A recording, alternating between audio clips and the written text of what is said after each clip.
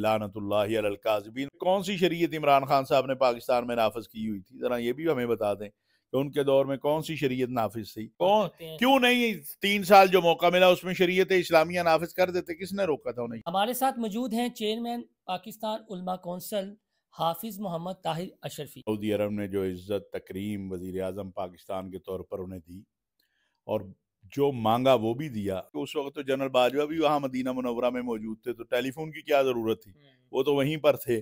तो फिर अगर सऊदी अरब नहीं चाहता था कि इमरान खान साहब की यहाँ हुकूमत रहे, तो फिर उस वक्त उसके बाद भी इमरान खान साहब को तेल की मद में बाकी जो पाकिस्तान के साथ ताउन था, वो तो इमरान खान साहब की सोच से भी ज़्यादा सऊदी अरब ने किया।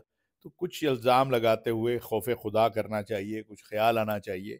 मैं तो यही कहूँगा कि लानतुल्लाहि अलल काज़िबीन। और आखिरी बात कि कौन सी शरीयत इमरान खान साहब ने पाकिस्तान में नाफिज की हुई थी, ज़रा ये भी हमें बता दें कि उनके दौर में कौन सी शरीयत नाफिज थी और कौन सी वो शरीयत लाना चाहते थे। मैं खुद उनके पास गया था कि सिर्फ एक काम कर दें, निज़ाम अदल में इस्लाहात ले आएँ। वो तो वो कर नहीं सके, जो उनकी अपनी जमात।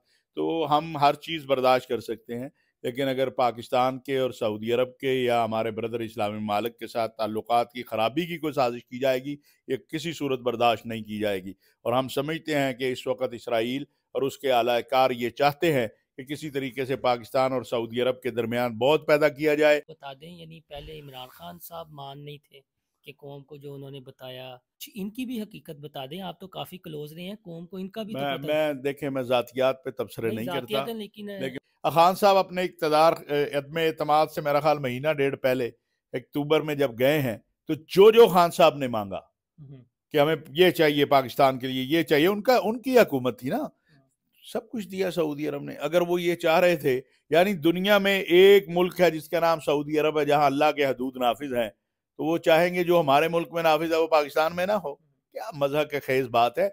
असल मसला नहीं है, असल मसला वो है कि अमीर मोहम्मद बिन सलमान पाकिस्तान के अंदर, अब हमें समझ आई, आज मुझे ये बात समझ आई है कि पाकिस्तान के अंदर प्रो पीटीआई जो तबका था, यूट्यूबर था, सोशल मीडिया पर था, उन्होंने अमीर मोहम्मद बिन सलमान के खिलाफ मुहिम क्यों शुरू की हुई थी, सऊदी अरब के खिलाफ क्यों मुहिम शुरू की हुई थी।